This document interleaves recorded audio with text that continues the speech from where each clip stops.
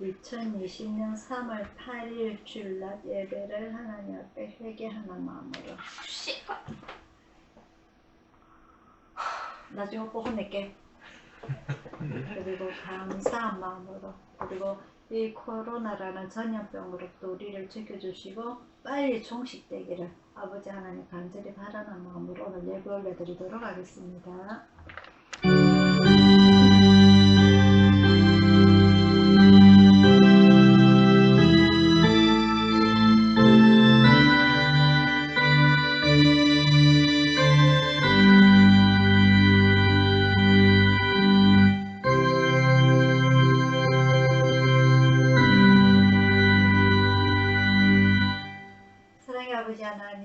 아버지 하나님 은혜를 진심으로 감사를 드립니다. 이 코로나라는 전 세계적으로 지금 휘몰아치고 있는 이 전염병 가운데서도 아버지 하나님 저희 가족들 지켜주시고 오늘 주님의 날에 예배 올리게 하여 주심을 진심으로 감사를 드립니다. 아버지 하나님 이 전염병이 빨리 종식되어서 주님의 자녀들이 자유롭게 주님 앞에 예배 올려드릴 수 있는 그날이 빨리 오기만을 아버지 하나님 앞에 간절히 기도드리오니 아버지 하나님 주님의 자녀들 건강 지켜주옵시고 주님 앞에 안전하게 예배 드릴 수 있는 그날이 올 수 있도록 아버지 하나님 인도하여 주시옵소서. 이 전염병으로 해서 예배 참석하지 못하는 주님의 자녀들까지 다같이 아버지 하나님 한 은혜 내려주시길 간절히 구하나오며 감사드리고 예수님 이름으로 기도드리옵나이다. 아멘. 잠언가 28장입니다.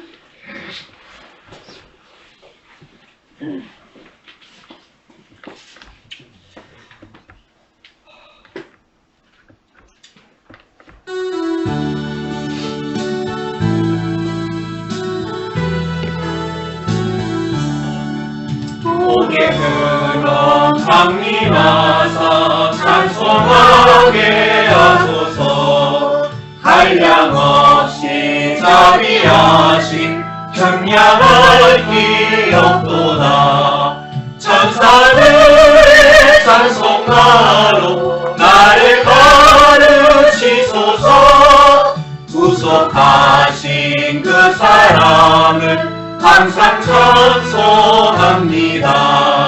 주의 크신 도움마다 이때까지 왔으니 이와 같이 천국에도 이르기를 바라네. 하나님의 품을 떠나 죄에 빠진 우리는 예수 구원하시려고 보혈을 흘려주셨네. 주의 귀한 은혜 받고 인생 빚진 자네네. 주의 은혜 사슬 내사 나를 죽게 해줘서. 우리 마음을 연약하여 범죄하기 쉬우니 하나님이 받으시고 천국인을 주소서. 아멘. 다같이 주기도문 함께 올려드리도록 하겠습니다. 하늘에 계신 우리 아버지여, 이름이 거룩히 여김을 하시오며 나라를 이루시오며 뜻이 하늘에서 이룬 것 같이 땅에서도 이루어지이다. 오늘날 우리에게 일용할 양식을 주시고 우리가 우리에게 죄진 자를 사하여 준 것 같이 우리 죄를 사하여 주옵시고 우리를 시험에 들게 하지 마옵시고 다만 악에서 구하옵소서. 대개 나라와 권세와 영광이 아버지께 영원히 싸움나이다. 아멘.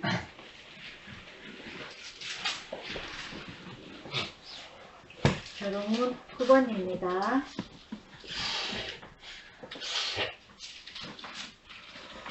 결혼문 9번 10편 23편입니다.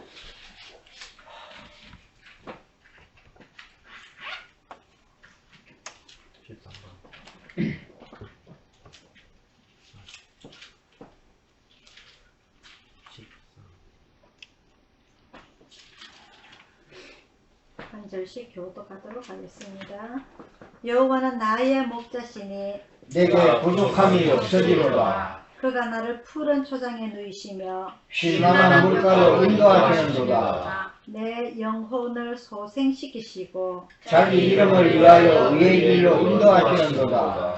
내가 사망의 엄침한 골짜기로 다닐지라도 해를 두려워하지 않을 것은 주께서 나와 함께 하시니라. 주의 지팡이와 막대기가 나를 안위하시나이다. 주께서 내 원수의 목전에서 내게 상을 베푸시고 기름으로 내 머리에 바르셨으니 내 잔이 넘치나이다. 나의 평생의 선하심과 인자심이 정녕 나를 따르리니 내가 여호와의 집에 영원히 거하리로다. 아멘. 교회 소식 전하여 드리도록 하겠습니다. 이 코로나가 잠잠해질 기세가 안 보입니다. 그죠? 계속 확진자도 늘어나고 사망자도 늘어나고, 특히 사망자들이 그 평소에 자기 질병을 가지고 있으신 연세 많으신 분들이 이렇게 많이 돌아가시는 것 같아요. 그래서 이거 메르스 때하고 지금 비교를 해보니까, 메르스 때는 젊은 사람들이 사망자가 많았는데 지금 이 코로나 때는 연세 많으신 분들이, 특히 질병을 가지고 있으신 분들이 이렇게 많이 돌아가신다는 이런 이야기가 있으니까, 특히 우리 식구들은 전부 다 우리 한 길이 넘어간다, 한쪽으로 넘어간다. 지금 벌써부터 아직 10분도 안 됐는데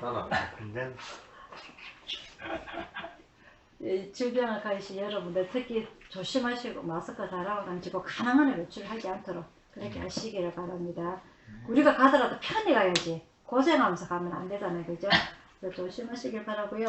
오늘 아침에 뉴스를 보니까 이재명 경기도 지사가 이 메르스가 빨리 안 잡히니까 집회를 가지고 있는 모든 종교 집단들을 다 법으로 좀 금지시키자, 일시적으로 한시적으로 강제적으로 좀 하자라는 이런 이야기까지 지금 나오고 있어요. 그래서 저희 교회도 지난주에는 이렇게 따로 예배를 드리고 기도회를 드리고 해서 이렇게 했는데, 이게 빨리 끝나야만이 우리가 활동도 편하고, 얘가 빨리 가야 나도 좀 편할 것 같습니다. 빨리 학교 가라고. 빨리 학교 가라고.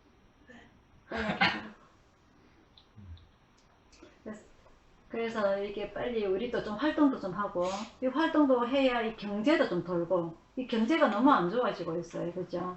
그래서 참 이런 빨리 일이 일어날 수 있도록 여러분들 그런 각각 개인적으로는 건강을 잘 지키시고, 손발 잘 씻으시고, 양치도 잘 하시고, 그리고 가능한 외출을 하지 않도록 그럼 우리가 지키고, 그 다음에 또 기도를 빨리 해서 우리 하나의 마음을 움직일 수 있도록, 이게 제가 지난주 2주 전에 말씀드렸다시피 신천지 2단만 잡는 것이 아니라 우리 교회도 같은 그 사람들은 입방아가 같이 오르내리고 있기 때문에 우리가 지금 이때에 더 조심하고 이렇게 나라가 하는 일에 따라가 줘야만이 우리가 하나님 욕을 덜 얻어먹어요. 이 신천지는 2단이라서 여러분들 뉴스 보시죠. 우리가 몰랐던 부분들 얼마나 깊숙하게 그리고 광범위하게 퍼져 있는지, 거기서 빠져나온 그 피해를 받던 사람들이 증언하는 걸 보면 대단합니다.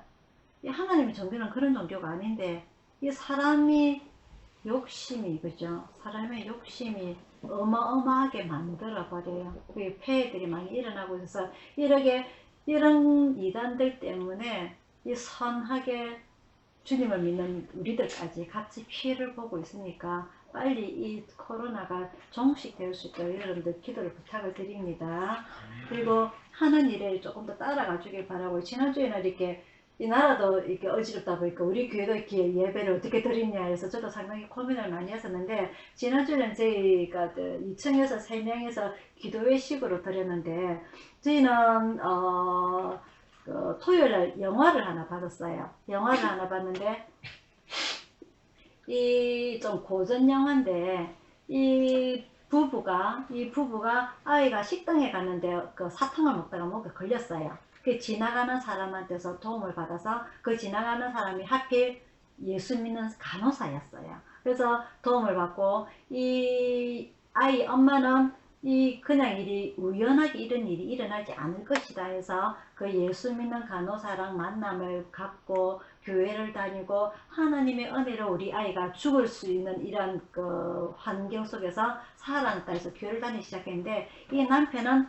법을 공부한 기자입니다. 법을 공부했기 때문에 이 법이라는 것이 자기가 눈으로 현실적으로 보고 느끼고 자기가 인정하는 부분만 믿는 부분, 초현실주의자가 법을 공부한 기자들이에요. 그래서 하나님이라는 것은 자기가 성경을 읽고 막 공부를 하는데 기사를 보고 따지고 드는데 하나님은 눈에 보이지 아니하고 기적도 보이지 아니하고 예수님은 죽은 것이 아니라 죽은 십자가에서 죽은 척 하다가 그냥 다시 돌아다니는 거다. 이런 식으로 자기 논리를 따지고 듭니다. 일반 많은 사람들이 그렇게 하죠. 왜? 하나님은 보이지도 아니하고 예수님은 죽었는지 살았는지 정말 그 과거 옛날 성경책 속 소설책 이야기이기 때문에 자기는 믿을 수 없다는 거죠. 그래서 부부 싸움도 나고 별거 다 하게 되고 이러다가 그런 와중에 도대체 내 와이프, 내 집사람을 변화시킨 이 도대체 예수님이 누구인가 계속 기자이기 때문에 연구하고 그리고 그 신학자들, 목사님들 쭉 찾아다니면서 따지고 듭니다.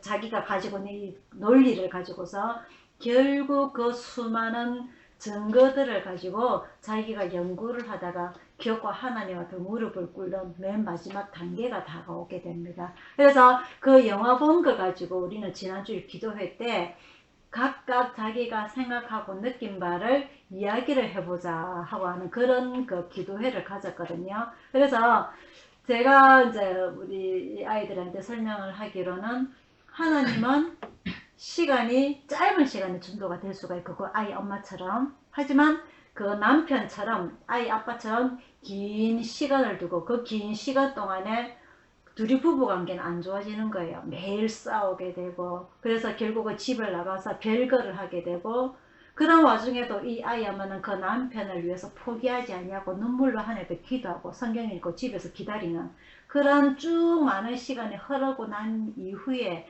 결국은 하나님께서 사랑하시는 자들은 다 불러 모아주신다는, 주님의 자녀로 모아주신다는 그런 결론을 우리는 터득을 하게 되었습니다. 그래서 지금 이 코로나 같은 이 환경 속에서도 또 많은 일들이 일어나고 많은 사람들한테서 예수 믿는 사람도 같이 싸잡아서 욕을 얻어먹고 있어요. 지금 또한 하나님 마찬가지로 신천지도 믿는 사람이 하나님, 기독교도 믿는 사람이 하나님, 장로교도 믿는 사람이 하나님, 하나님은 똑같은 분이기 때문에 다 같이 하나님이 지금 욕을 제대로 얻어먹고 있습니다. 그래서 이런 환경 속에서 우리가 어떻게 해야 될 것인가, 같이 논리적으로 싸우는 것이 아니라 이때는 잠잠하게 순응을 해가면서 하나님 앞에 빨리 이 일이 끝날 수 있도록 기도하는 게 바로 우리 일이라는 것을 여러분들이 잘 아시고 개인 스스로 위생에 조심을 하시고 그리고 기도를 해서 빨리 끝날 수 있도록 여러분 기도를 하는 우리 예수전교회 성도 여러분들이 다 되기를 축원드립니다. 아멘.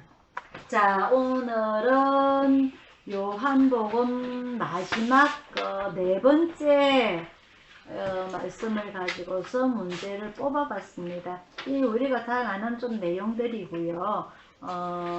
그리고 이런 거는 좀 외워야 된다는 그런 문제들을 가지고 뽑아봤습니다.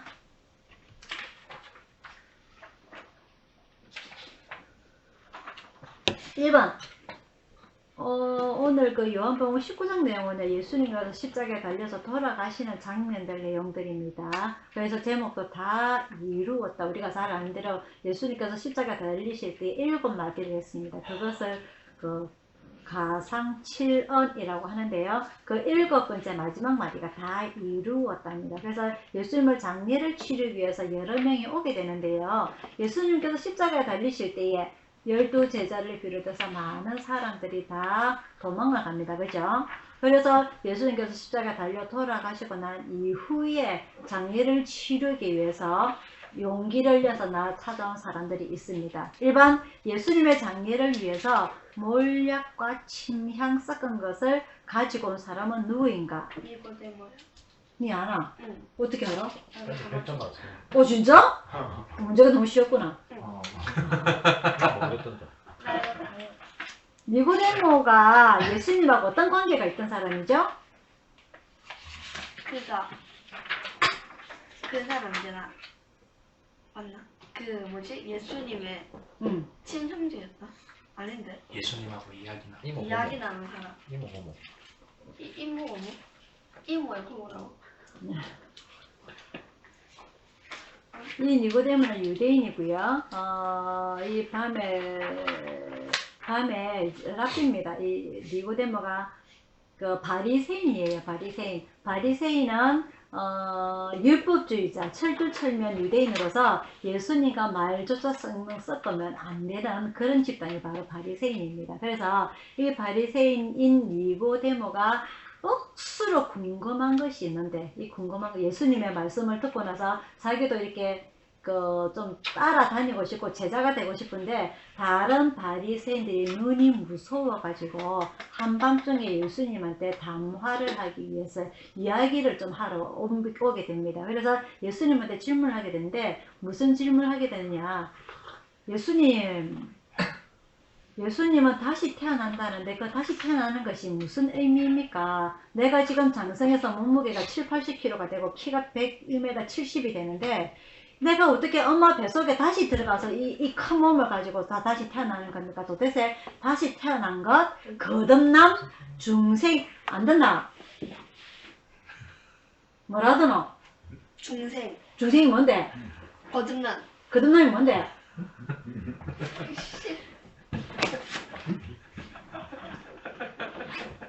중생이 무엇입니까? 하고 예수님한테 물으러 온 사람입니다. 그래서 예수님께서 뭐라고 말씀하느냐? 무엇과 무엇으로 거듭나야 된다고요? 풍경과 구분 아니겠지? 물과 성령으로 거듭나야 된다고 했습니다. 그래서 물은 무엇을 의미하고요? 순수하다 물은 무엇을 의미하는다? 니 그거 봤잖아. 그 애기 엄마가 뭘 받았지? 물 강가에서? 우물 강가에서 뭘 받았지?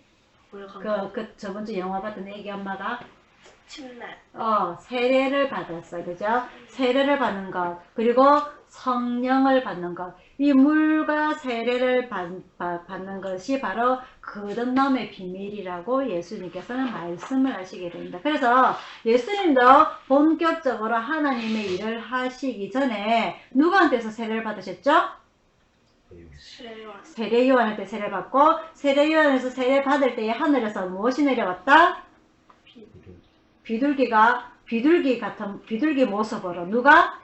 성령님이, 그죠? 그래서 물과 성령으로 거듭나고 나서 하나님이 일을 해야 된다는 것을 예수님께서 본보기로 보여주셨고요. 그래서 오늘 답은 니고데모인데, 이 밤에 예수님한테 거듭남의 비밀을 물어보러 온 이 니고데모, 이 바리새인이 예수님 장례식 때는 이렇게 떳떳하게 몰약과 침향을 섞은 것을 가지고 온 사람입니다. 이 몰약이 무엇인지 기억납니까? 언제 한번 나왔죠? 그거 예수님이 태어나실 때 누가? 그 동방삼자 아니 동방삼자 동방박사 동방 박사가 무엇을 가지고 왔지? 몰약과 황금과 유황이래. 유황. 이 세 가지 가지고 왔죠, 그죠? 그래서 이 몰약이 제가 그때 설명해 드리기를 방부제 역할도 알고, 그 다음에 마취 역할을 하는, 그런 역할도 하는, 진통제 역할을 하는 그런 겁니다. 그래서 이 오늘 이 몰약과 침향은요, 유향의 일종인데, 이것은 이제 예수님께서 베세다 마리가 거기 나사로 집에 갔을 적에 누가? 나사로 동생 누가? 마리아가 유향으로 예수님을 발을 씻기고 자기의 머리카락으로 닦아준 그 침향, 유향을 말하는 겁니다. 그래서 향기유다는 그 유향과, 그리고 이 몰약은 방부제 역할을 하기 때문에, 방부제 역할을 한다는 것은 우리나라에서도 똑같이 사람을 장례 치르기 위해서 하는 것을 뭐라고, 닦고 이래 하는 것을 뭐라고 그러죠? 염한다고 그러죠, 그죠? 똑같은 의미로 생각을 하면 됩니다. 그래서 이것을 가지고 왔고요. 2번 구레네 사람 시몬이라고 되어 있습니다. 이 사람은 누구입니까? 베드로의 아버지. 막 나오는 대로 해라잉. 뭐 시몬의 아들 베드로라고 부르잖아. 예수님께서 십자가 지고 가실 때 십자가 대신 진. 그거는 모르나. 아니야. 시몬이. 예수님의 십자가를 대신 지고 간 사람이 구레네 사람 시몬입니다. 그죠? 그럼 막달라 마리아가 성경에 엄청나게 많이 나오는데 이 사람 누구일까요? 왜요? 누구야? 예수님의 부활하실 때 제일 먼저 본 사람. 오, 맞아요. 여기를. 근데 이 막달라 마리아와 예수님의 관계에 대해서는 이렇게 설명이 안 돼서 정확히 어떤 연유인지, 뭐 예를 들어서 나사로의 동생 마리아라든지 이런 사람은 설명이 돼서 알지만은 이 막달라 마리아에 대해서는 자세하게 설명이 되어 있지 않기 때문에 누군지는 잘 몰라요. 하지만 마리아라고 하면은 성경에 너무 많습니다. 예수님의 엄마도 마리아, 나사로의 동생도 마리아, 막달라 마리아, 또 누구 마리아, 마리아 너무 많지만은 오늘 에리가 이야기한 것처럼 예수님의 부활하실 때 제일 먼저 발견한 사람이 이 막달라 마리아입니다. 조금 외워두시면 좋고요. 4번 아리마대 사람 요셉. 이 사람 누구일까요? 예수님 피신이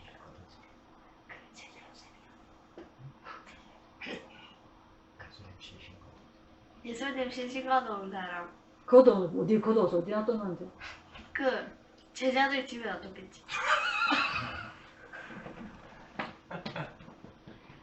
예수님의 그 장례를 치르기 위해서 묘지를 제공한 사람입니다. 그죠? 자, 그래서 오늘 몰약과 침향 섞은 것을 가지고 온 사람은 누구라고요? 니고데모입니다. 2번 예수님께서 부활하시고 난 뒤에 여러 제자들에게 나타나셨는데요.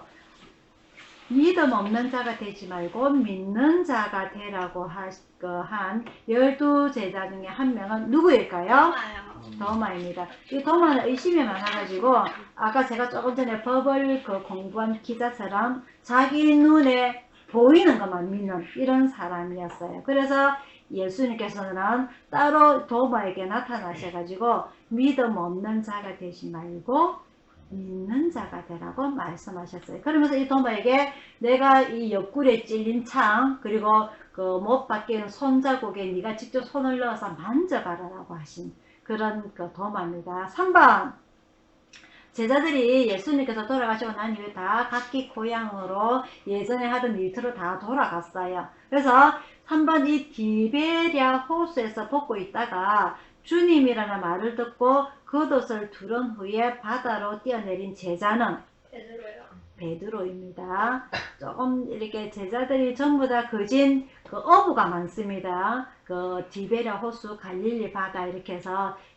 많은데 이 자기 고향에 돌아가 있다가 부활하신 예수님을 만나보고 그 예수님의 얘기를 듣고서는 예전에 그 베드로가 한번 강물에 그런 적이 있죠. 예수님과 함께 그죠. 그래서 그때와 마찬가지로 이 베드로가 또 한번 호기롭게 한번 뛰어들어가 봅니다. 베드로입니다.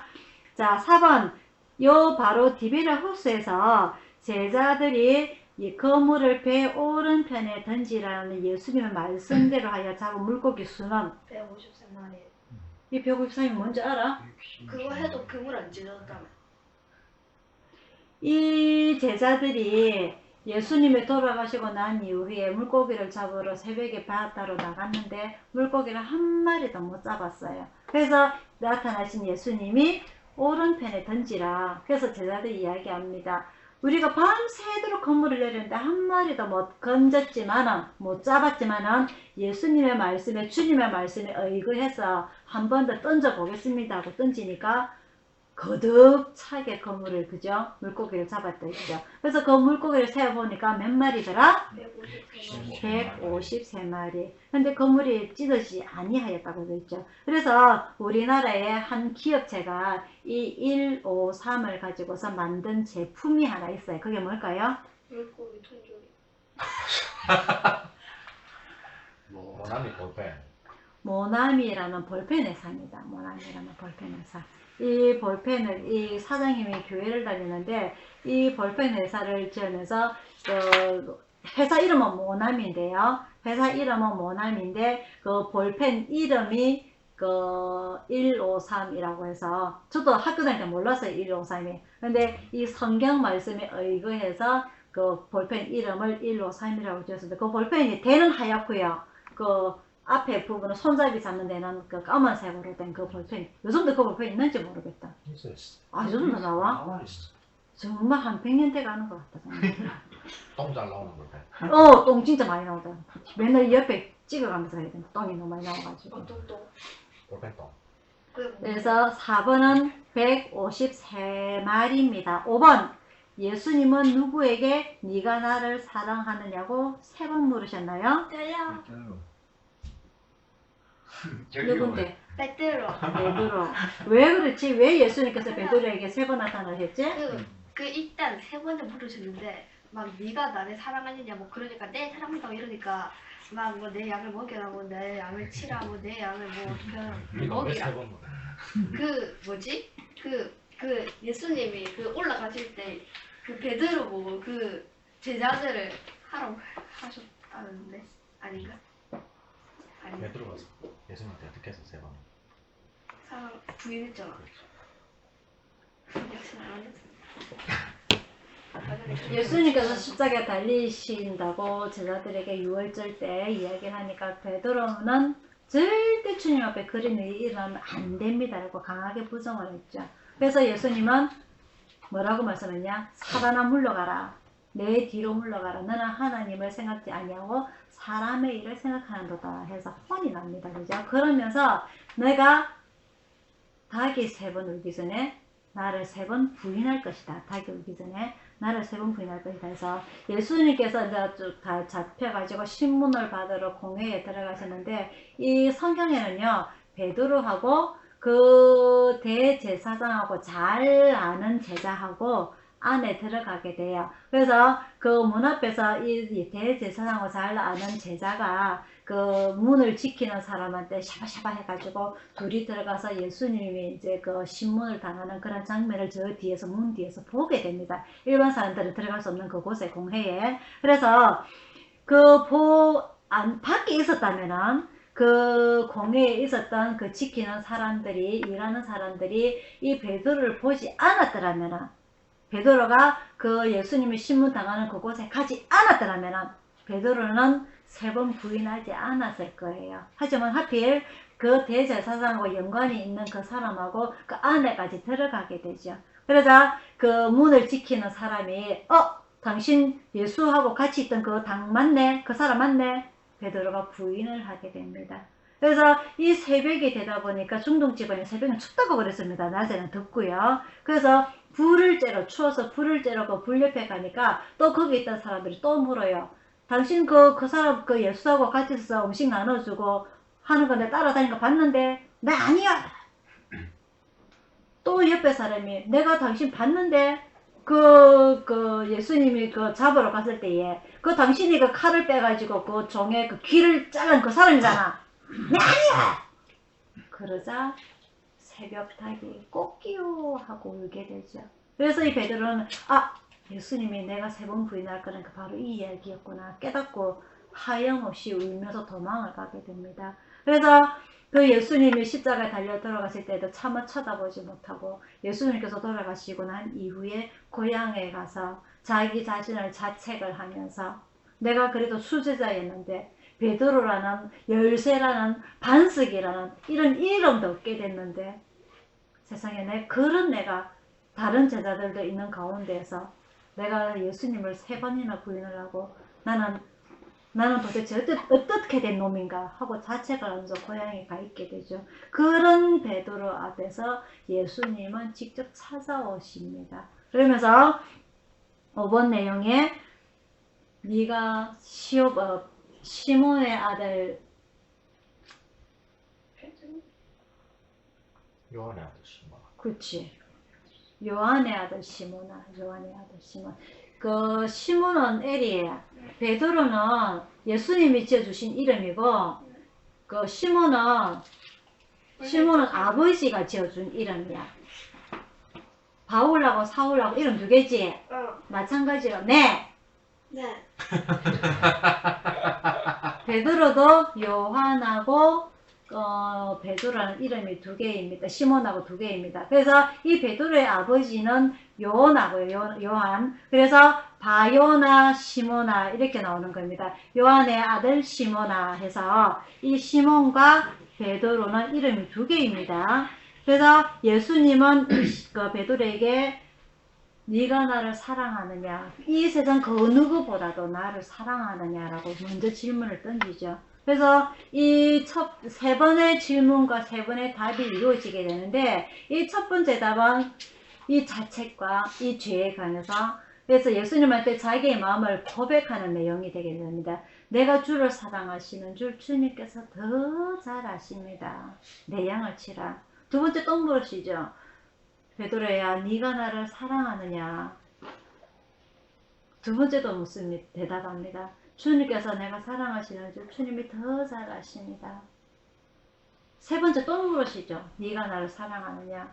이제는 그 죄책감과 그리고 신앙 고백과 그리고 앞으로의 열의에 대해서, 앞으로의 계획에 대해서까지 내가 평생 주님만을 따르겠습니다라는 그런 고백이 담긴 가운데 내가 주님을 사랑합니다라고 신앙 고백을 하게 됩니다. 그래서 이 예수님은 똑같은 질문과 똑같은 답을 하지만은 그 세 번의 질문과 답 속에 서로가 간에 설명을 하지 않아도 마음이 통하게 되죠. 그러면서 예수님께서 하시는 말씀이 네가 젊어서는 네 마음대로 가고 싶은 대로 네 하고 싶은 대로 다 하고 살겠지만은 나이가 들어서는 네 마음대로 안 된다. 네가 살고자 하는 대로 안 될 것이다. 남이 너를 옷을 입혀줘야 될 것이고 남이 너를 들고 다니니까 따라가게 될 것이고 하시는 이 내용이 그 순간에는 무슨 내용인지는 일반 사람들은 모르지만은 예수님과 베드로만 아는 내용입니다. 즉, 이 베드로가 젊어서는 우리가 잘 아는 대로 그 혈기로 인하여서 여러 가지 실수도 나오고 말도 빨리 하는 바람에 너는 나를 넘어지게 하는 자로다 하는 그런 독설도 듣게 되고, 그리고 그 혈기 때문에 예수님을 잡아간다고 해서 그 잡으러 온 종의 귀를 칼로 치게 되는 그런 실수도 범하게 되지만은 다시 오신 이 예수님과의 이 짧은 대화 속에서 이제는 내 마음대로가 아닌 예수님의 마음으로, 예수님의 신앙으로 내가 끝까지 신앙 고백을 하면서 신앙을 지키면서 살겠습니다 하는 그런 고백이 바로 오늘 그 문제 5번 내용입니다. 그래서 추후에 예수님께서 성천하시고 난 이후에 베드로가 이제는 본격적으로 하나님 일을 하게 되는데 그 예수님의 생전에 했던 수제자로서 특별제자로서 그 역할을 하게 되죠. 그래서 예수님께서 성천하시고 난 이후에 마가요한의 다락방에서 120명의 제자들이 앉아서 열심히 기도할 때에 제일 먼저 성령을 받았던 사람이 바로 이 베드로가 되고요. 이 120명이 다 같이 성령을 받을 때에 베드로가 일어나서 설교를 하게 됐죠. 그죠? 그래서 첫 설교가 이루어지게 됩니다. 예수님 이후에. 그래서 초대교회가 생기게 되고 수많은 기적과 그리고 이적과 교회가 생겨나게 됩니다. 그리고 이 베드로의 최후 말로는 우리가 잘 알다시피 어떻게? 십자가에 거꾸로 달려 돌아가게 되죠. 이것은 성경에는 나와 있진 않는데요. 그 신학자들의 역사학 책에 나와 있는 게 나는 예수님을 따라가고 싶은데 그 십자가에 똑바로 따라갈 수조차 없는 그 마음. 그래서 나는 거꾸로 십자가 달려 죽겠다 해서 그렇게 그 네로 황제 시대 때에 그 박해받을 때에 그렇게 십자가에 거꾸로 달려 죽임을 당하게 됩니다. 그래서 이 베드로의 신앙이 예수님 사후에 더 완전히 자기가 죽을 때까지 한 30년에서 네로의 박해 시대 때가 60-70년이니까 한 30년 정도를 이 베드로는 최선을 다해서 자기의 목숨을 아끼지 아니하고 예수님을 위하여서 저 천국을 위해서 자기의 목숨을 아낌없이 바쳤던 그런 베드로의 그 사후 생활이 나와 있습니다. 이 신앙 고백을 통하여서 말이죠. 그래서 이 5번은 정말 중요한 내용이고요. 이 베드로 여태까지 4년 동안 따라다녔던 이 인생 그것보다 나머지 30년의 그 신앙생활이 정말 최선을 다해서 살았던 신앙의 본보기가 되는 그런 역할을 했던 사람이 이 베드로입니다. 그래서 그 후에 소아시아로부터 전도를 받았던 수많은 사람들이 예수님의 교회가 예수님의 이름을 적은 교회는 없는 반면에 바울이라는 이름의 교회가 있고요. 그죠?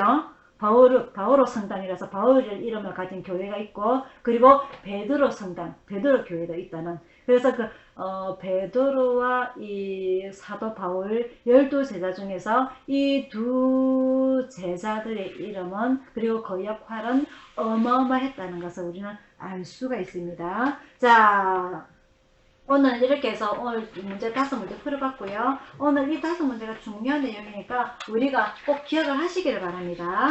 찬송가 338장 부르시면 준비하신 한금 하나 더 올려드리겠습니다.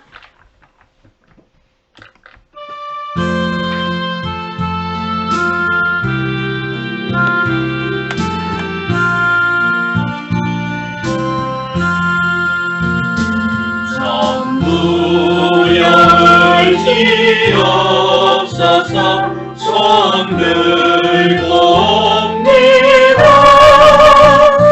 주를 박해하시며 나 어디 가리까. 내 죄를 씻기 위하여 피 흘려주시니 오래게 하는 마음으로 주 앞에 옵니다. 전부터 계신 주께서 영증을 영혼을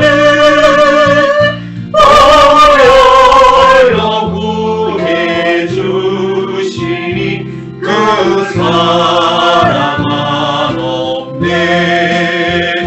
내 죄를 씻기 위하여 피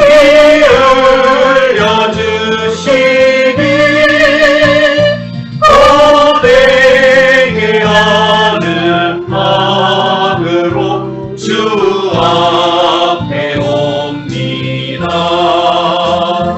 나의 쓰지함으로 큰 권능 받아서 주 앞에 구한 모든 것 누렸겠습니다. 내 죄를 씻기 위하여 피 흘려주시니 고백해 하는 마음으로 주 앞에 옵니다.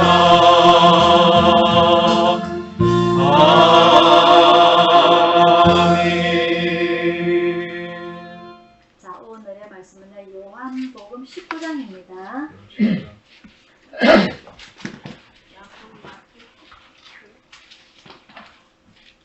요한복음 19장 28절에서 30절까지 말씀입니다.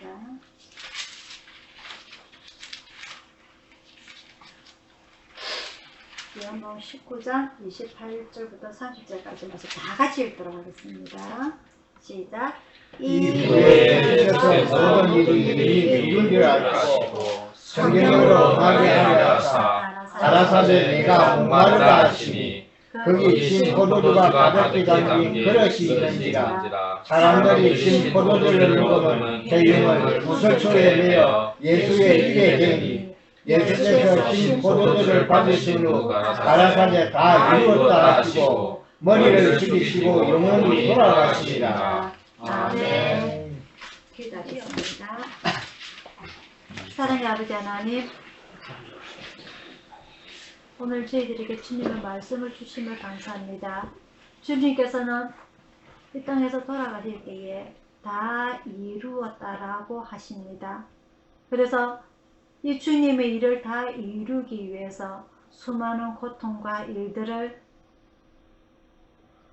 회피하지 아니하시고 거부하지 아니하시고 온전히 하나님의 말씀에 순종하면서 다 이루는 것을 오늘 말씀을 통하여서 저희들이 배우고자 합니다. 아버지 하나님, 주님께서 이 땅에서 하시고자 하는 모든 사람이 다 구원에 이르기를 원하신다는 그 갈라디아서 말씀처럼 아버지 하나님, 이 일은 주님께서 진행하는 것이 아닌 줄 압니다. 주님께서는 이 땅을 사랑하시되 끝까지 사랑하시고 이처럼 사랑하시사 한 명도 멸망에 이르지 않기를 원하시는 그 하나님의 마음이 아버지 하나님, 지금 이 진행되고 있는 이 코로나 전염병이 속히 진화되어서 다 소멸되어서 주님의 사랑하는 자녀들이 주님 앞에 기쁨으로 찬양할 수 있는 그 날이 빨리 오기만을 기다립니다. 아버지 하나님, 주님께서 원하시는 이 구원의 역사가 저희들에게 꼭 이루어 주시고 주님을 제대로 알지 못하는 불쌍한 저들에게조차 아버지 하나님, 진위가 가려져서 그들이 잘못 알고 있는 것들을 다 모든 것을 토해내고 진정 주님의 사랑을 깨닫는 그날이 오기만을 아버지 하나님 간절히 원하오니 오늘 이 말씀을 통하여서 저희들이 진실된 점을 제대로 알 수 있도록 아버지 하나님 인도하여 주시옵소서. 모든 것 주님 앞에 의탁드리옵고 감사드리고 예수님 이름으로 기도드리옵나이다. 아멘.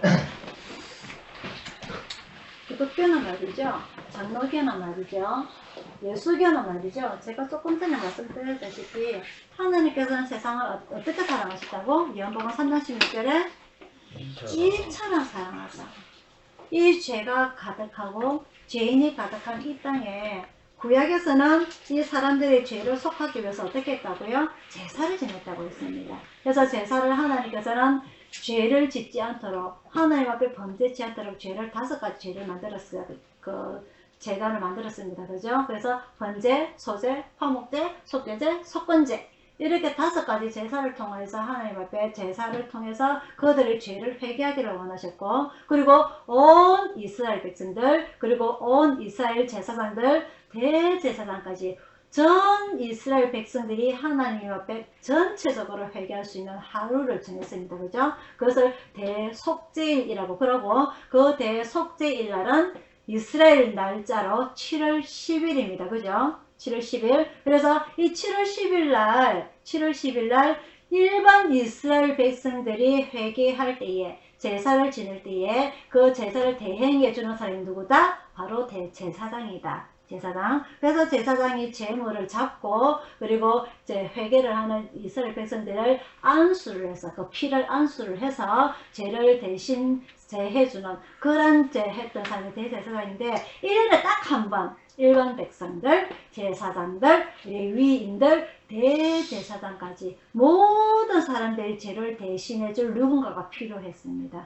그래서 그 누군가가 누구냐? 염소 2마리입니다. 그죠? 그래서 염소 2마리 한 마리는 하늘 앞에 번제를 드리고 한 마리는 온 이스라엘 백성들의 죄를 다 그 염소의 죄를 다 뒤집어 씌웁니다. 머리에 안수를 해서. 그래서 머리에 안수를 해서 죄를 다 뒤집어 씌워서 광야로 내보내게 되죠. 그죠? 그래서 그 염소를 뭐라고 그런다? 아사셀이라고 합니다. 온 이스라엘 백성들의 모든 죄를 다 뒤집어 씌운 그 죄를 그 염소를 아사셀이라고 그런다. 그래서 그 아사셀은 선택을 받은 제비뽑기에서 선택을 받은 그 염소는 온 이스라엘 백성들의 죄를 다 뒤집으시고 광야로 가서 죽게 됩니다. 그죠? 하지만 그게 구약의 제사법이었고 하나님께서는 이게 다가 아니다. 태초에 아담과 하와가 죄를 지었을 때부터 크게 계획을 세웠던 그 경륜 그게 누구다? 예수님을 이 땅에 보내는 일이다. 그래서 요한복음 1장 1절에 태초에 말씀이 계시니라. 그 말씀이 하나님과 함께 계셨고 그죠? 그 말씀이 이 땅에 내려와서 예수님이 되셨는데 이 예수님께서 이 살아있는 백성들의 이 땅 사람들의 죄를 다 자기가 뒤집어 쓰기 위해서 자기의 목숨을 내어놓아야 되는데 무작정 내어놓으면 이 백성들이 믿지 않기 때문에 3년 동안 이 제자들을 선택을 해서 하나님의 말씀을 증거를 하게 되죠. 하나님의 말씀을 증거를 하기 직전에 아까 1번, 2번에 말씀드렸다시피 물과 성령으로 거듭난 이후에 육신의 몸을 입고 태어났기 때문에 하나님께서 주시는 물과 성령으로 거듭나서 다시 태어나서 중생해서 깨끗한 몸과 마음으로 하나님의 일을 본격적으로 하게 됩니다. 그래서 우리가 일반 교인들도 교회에서 물과 성령으로 거듭나게 하기 위해서 행사를 하게 하고 있는데, 물은 일정 기간, 세례는 일정 기간 6개월 학습 1년 이후 세례를 받게 되고요. 성령은 각자 개인적으로 기도를 해서 받는 1대1 대응 방식입니다. 그래서 이것은 세례는 목사가 줄 수가 있지만은 이 성령은 목사가 줄 수 있는 것이 아니고 각기 개인이 1대1로 만나야 되는 모습입니다. 예수님은 물과 성령이 한날 한시에 같이 받았지만은, 그죠? 이 성령을 받고 난 이후에 무슨 일이 있었느냐? 무슨 일이 있었죠? 예수님은 광야로 갑니다. 그죠? 40일 동안 금식 기도를 통해서 하나님과의 깊은 교류, 하나님의 깊은 관계, 하나님과의 깊은 대화, 기도를 통하여서 마음을 다잡게 되죠. 그리고 극도로 육신의 체력이 떨어져서 40일 금식 기도 이후에 누구를 만나느냐? 마귀를 만납니다. 그죠? 그래서 마귀로부터 시험을 당하게 되죠. 무엇으로부터? 제일 먼저 배가 고프니까 음식으로, 그리고 무엇으로? 이 세상의 권세로, 또한 이 세상의 명예로서 네가 나에게 물어놓고 그러면 내가 이따가 모든 걸 다 줄게. 예수님에게 우리에게 가장 중요한, 우리가 민생고를 뭐라고 그러냐면요, 의식주를 민생고라고 합니다. 민생고.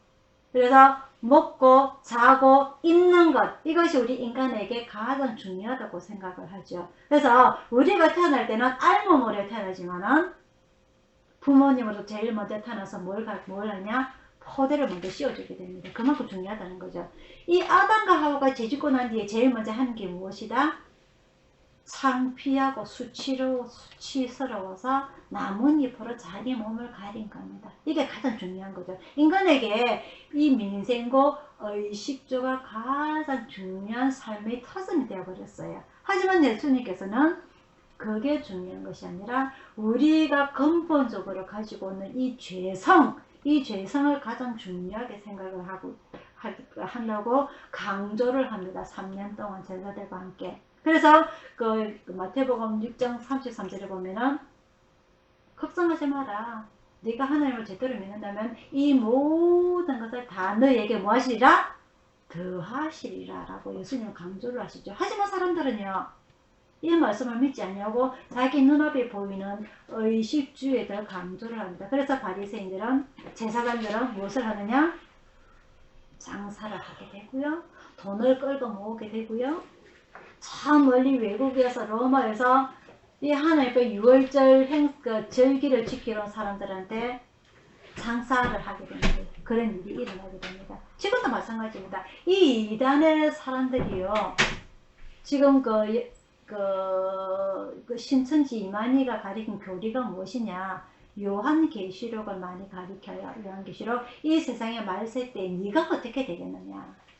지가 어떻게 되냐, 이 말세 때에 이 요한계시록에 나오는 14만 4천, 이 사도 요한이 예수님으로부터 계시받은 이 14만 4천 명에 관한 이 숫자에 너희가 들어야 되는데 네 인생을 그따위로 살아서는 절대 구원 못 받는다라고 강조하는 게 바로 신천지 교리입니다. 요한계시록에 나오는 14만 4천이 어떻게 나오느냐? 예수님의 제자가 몇 명이죠? 12명입니다. 그죠? 12명. 그리고 그 이스라엘의 지파가 몇 지파죠? 12 곱하기 하면 144가 나옵니다. 거기서 1000을 곱하면 만을 곱하면 14만 4천이 나오게 되는데요. 이 인위적인 숫자에 신천지 이만희가 성도들을 많이 세뇌 교육을 시키죠. 그래서 네가 가진 것을 다 바쳐라. 돈을 바쳐라. 재산을 바쳐라. 시간을 바쳐라. 정성을 바쳐라. 네가 가진 모든 것을 다 바쳐라. 그래야 그 14만 4천에 들어가지 않겠느냐. 전세계 인구가 얼마라고요? 70억 중에서 예수님은, 하나님은 단지 14만 4천 명만 찾으실까요? 예수님은 이 땅에서 뭐라고 말씀하시느냐? 바울을 통해서 아까 제가 조금 전에 말씀드렸다시피 하나님은 예수님은 이처럼 이 땅을 세상을 사랑하사 정말 이스라엘 백성만 구원하셔도 되는데 14만 4천 명만 구원하셔도 되는데 예수님을 직접 이 땅에 자기 아들을 이 땅에 육신적인 죽음의 고통 아파서 죽는 것이 아니라 늙어서 죽는 것이 아니라 십자가에 못 박혀 죽는 그런 고통을 당하면서 왜 보내주시는 말이죠. 그건 이 세상 사람을 이처럼 사랑하시기 때문에 자기 아들에게 고통을 주면서까지 우리 모든 사람이 구원을 받기를 원하신다고 하시는 거죠. 그래서 사도 바울은 예수님을 구원을 받는 가장 쉬운 방법, 주 예수를 믿어라. 그러면 너와 네 집이 구원을 받으리니. 아주 쉬운 방법을 가르쳐 주셨죠. 아주 쉬운 방법을. 하지만 우리는요,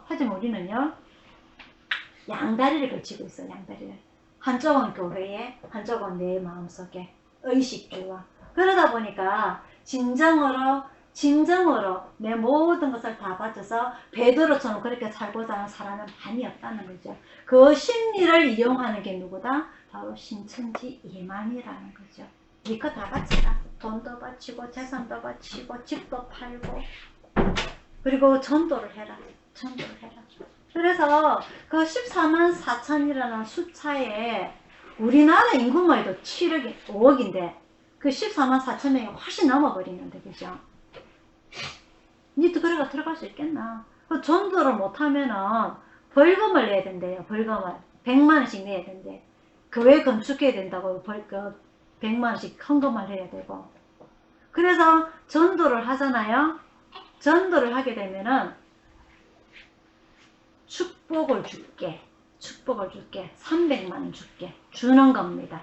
그걸 받기 위해서 사람들이 더 열심히 전도를 하는 거예요. 그걸 뭐라고 그러냐? 우리 일반 사업에서 다단계라고 합니다. 맞죠? 그죠? 다단계가 뭔지 아시죠? 내 밑에 가지치기면 나는 월급을 더 많이 받아요. 일 안 해도. 가지만 4,000원이면 그 짓을 신천지 이만희가 하고 있는 겁니다. 너 손도 못했지? 벌금 내야 돼. 100만 원 내라. 그게 뭐냐면요, 인간의 가장 허약한 심리를 파고드는 거예요. 가장 기본적인 심리를 파고드는 거. 그래서 조직적으로 한 사람한테 딱 접근을 해서 아유 그랬어요 아이고 어떡해, 마음을 먼저 동정표를 얻는 겁니다. 그렇게 해서 절대 자기가 신천지라는 것을 안 밝히고 그들 전도 방식이 말이죠. 그래서 나중에 교인이 되고 나면 전도를 해라. 전도를 못하면 벌금 내야 돼. 그때부터 마음에 부담이 오는 거예요. 나 돈도 없는데, 집 한 칸도 없는데, 달새 살고 있는데 어떻게 저 벌금을 100만 원 내야 돼? 어떻게 저 14만 4천을 들기 위해서 내가 다른 사람들처럼 돈을 1,000만 원씩 내? 그런 부담감이 오는 거예요. 그 정작 사람들이 보는 데서 그 교회에서 이 사람은 이번 달에 전도왕이기 때문에 축복을 받습니다. 300만 원, 500만 원 쫙 주는 거예요. 그 돈을 다 끌고 모아가지고. 그리고 본보기로. 교회가 그래서는 안 되는 거죠. 그죠? 그렇게 잘못된 교리를 가리키는 것이 바로 신천지 이만이고요. 또 한 가지, 이 신천지 이만이는 자기가 영생교주라고 합니다. 절대 죽지 않는다고. 그 사람 지금 나이가 몇 살인지 아시죠? 몇이요? 나이가 90입니다. 90이면요, 정신줄이 다 빠져나가서 올바로 제대로 된 판단을 할 수도 없는 그런 사람인데, 이제는 그 밑에 보좌관들이 더 이만희보다 더 열심히 뛰고 있어요. 이번에 그 뭐죠? 인터뷰할 때, 그죠? 보면은.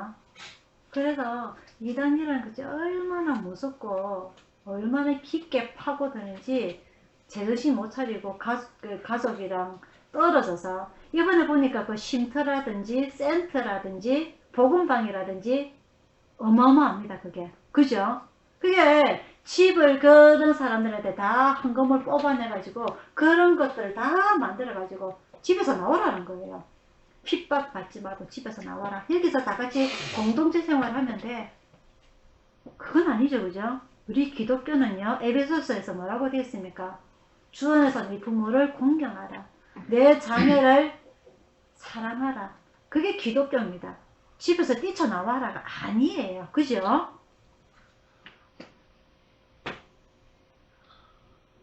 그래서 오늘 이 예수님은 이 땅에 오신 목적, 이 세상 모든 사람들이 다 구원받기를 원하는 마음에서 하나님께서 나에게 명령하신 그 명령을 십자가 위에서 다 이루었다라고 하고 가셨는데, 정작 이 땅에 남아있는 사람들이 이 진리를 왜곡되게 오해를 해서 곡해를 해서 마음대로 종교를 만들고 개판을 치고 있습니다.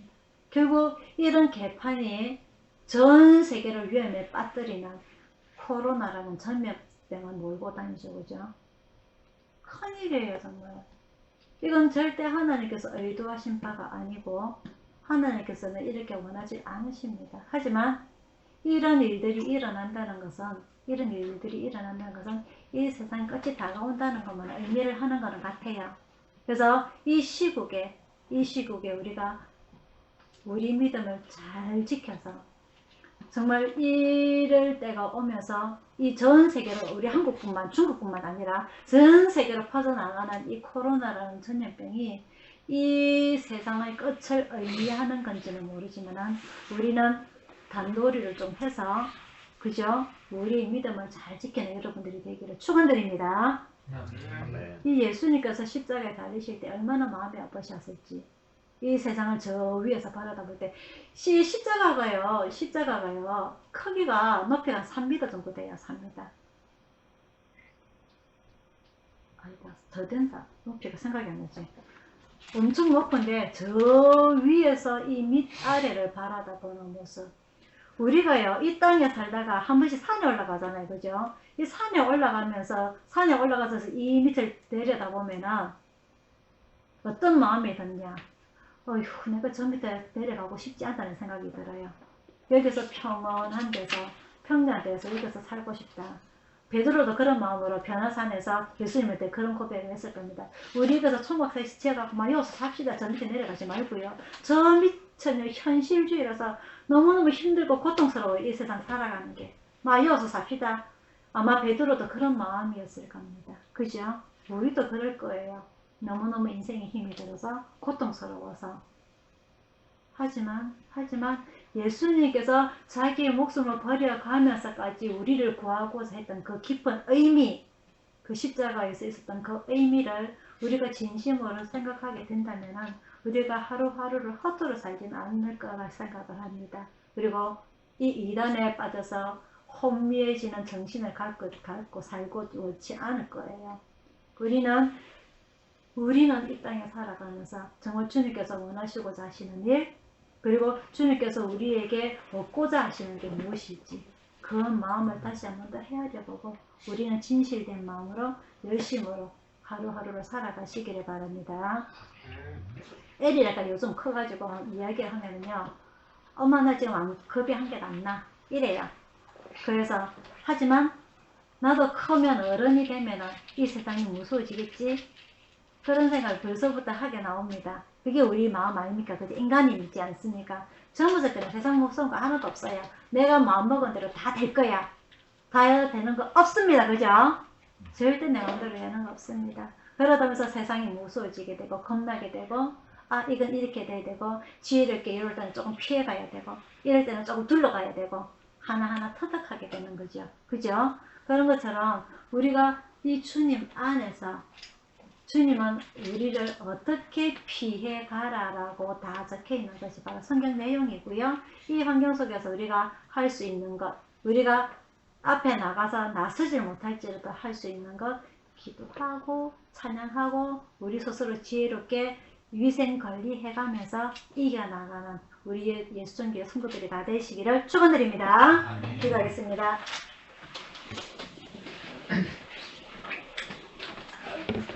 사랑의 아버지 하나님, 오늘 예수님께서 십자가에 달리시면서 하신 이 말씀, 그리고 베드로에게 찾아오셔서 하신 말씀, 오늘 저희들에게 큰 감동이 되고 귀감이 됩니다. 아버지 하나님, 젊었을 때는 저희들 마음대로 발 가는 대로 팔 가는 대로 생각하는 대로 다 결정하며 살았지만 나이가 들어서는 우리 마음대로 할 수 있는 게 아무것도 없다는 것, 이것이 바로 우리의 신앙이 아닌가 싶습니다. 신앙 초기에는 겁도 없이 내 하는 대로 다 될 거야 라고 하다가 내 기도가 응답되지 않을 때에, 내 마음대로 되지 않을 때에 이건 아니야 라고 후회할 수도 있고, 그러다가 예수님께서 이 베드로를 만난 장면을 보면서 우리도 그런 장면대로 결국은 모든 것이 헛되고 헛되니 다 헛되도다.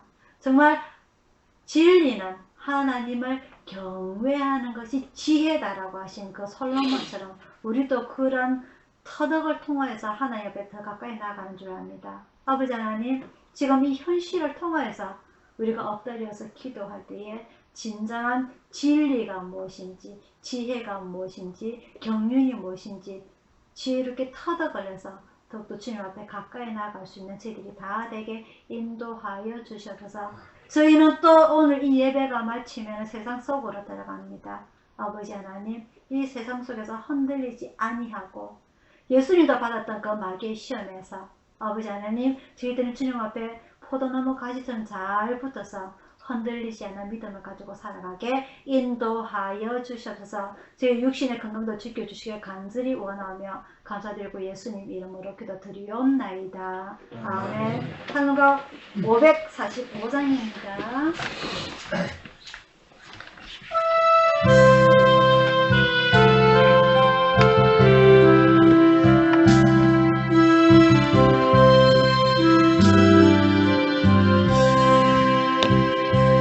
하늘 가는 밝은 길이 내 앞에 있으니 슬픈 일을 많이고 늘 고생하여도 하늘 영원한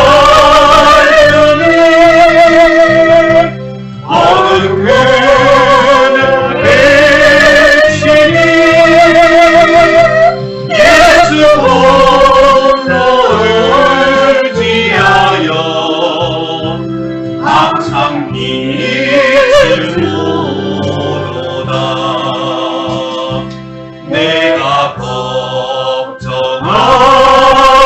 일 세상에 많은 듯 속에 근심 밖에 걱정 늘 시험하여도 예수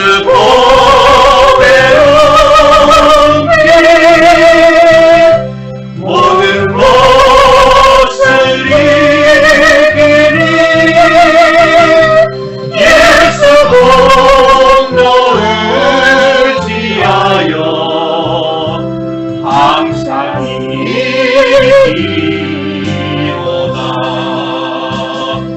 내가 천성 바라보고 가까이 왔으니 아버지의 영광심에 가실 마음이 있도다. 나는 부족하여 영접하신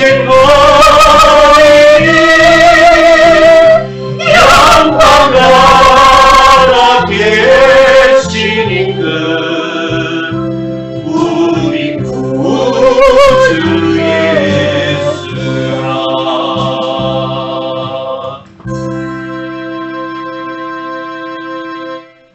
네, 축하하겠습니다.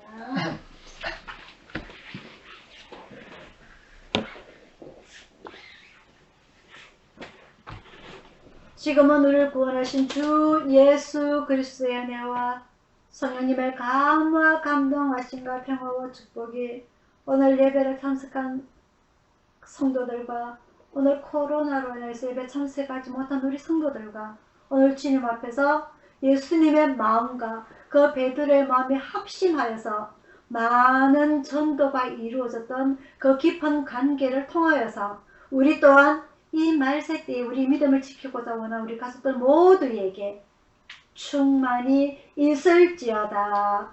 아멘.